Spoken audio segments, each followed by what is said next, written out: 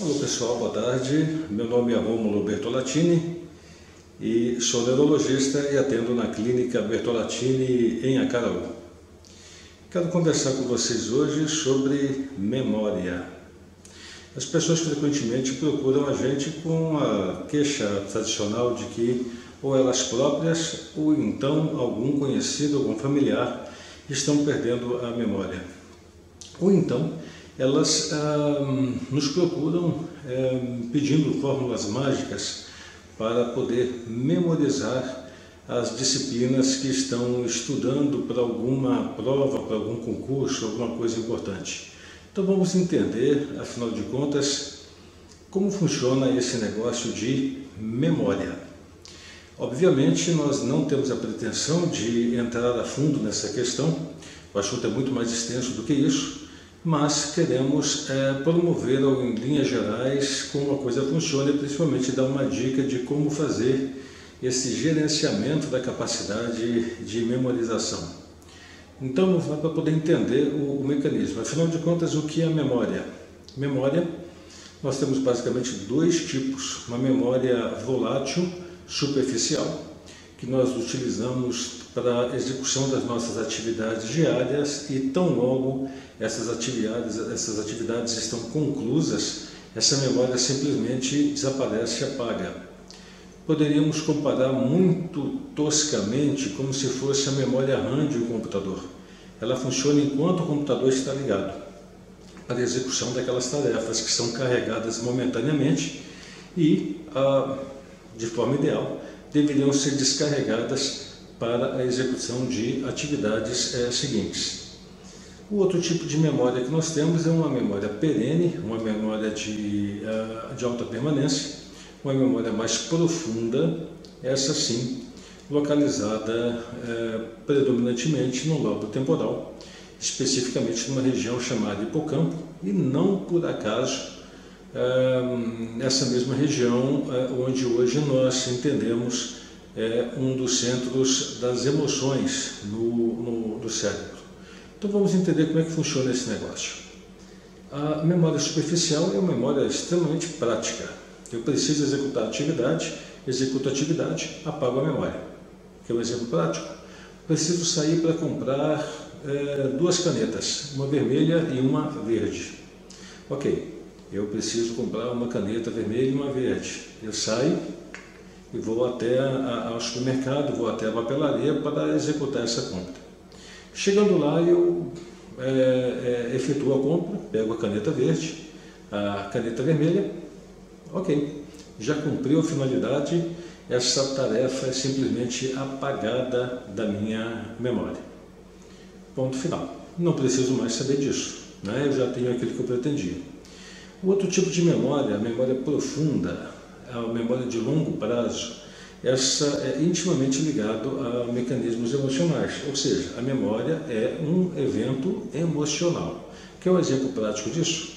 Eu sempre pergunto para os meus pacientes, afinal de contas, onde você estava no dia 4 de abril de 1987? Hoje em dia alguns dizem, eu nem tinha nascido, mas aqueles que nasceram, eu sempre pergunto, afinal de contas, onde você estava nesse dia?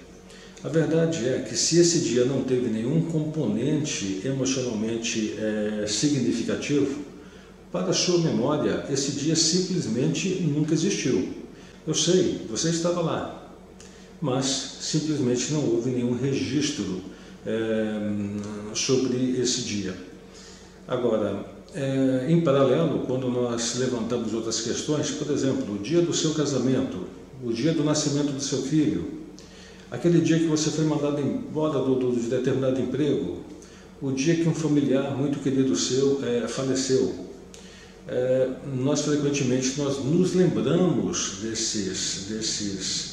desses fatos. Por quê? Porque houve um mecanismo emocional participando desse processo, então eu tive aquela informação que anteriormente era superficial, devido ao fator emocional, eu consegui transportar isso para as camadas mais profundas e fazer o registro dessa memória para todo sempre.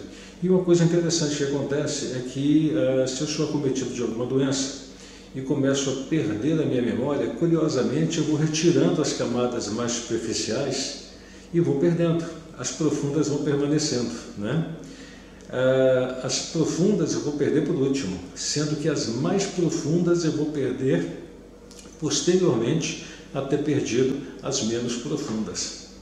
Isso é uma coisa bacana que acontece, né? Justamente porque eu tenho uma ordem em que eu vou guardando essas coisas e aprofundando as coisas. Mas vamos lá agora a questões de ordem prática. Afinal de contas, como é que eu faço para utilizar essas informações no meu dia a dia e executar coisas? Então vamos entender as coisas. Nós somos seres altamente condicionáveis. Nós somos seres altamente programáveis. Nós, a partir do momento que adquirimos determinado aprendizado, nós conseguimos moldar o nosso comportamento, nós conseguimos moldar as nossas reações a esse novo conhecimento que foi incorporado. Temos essa característica.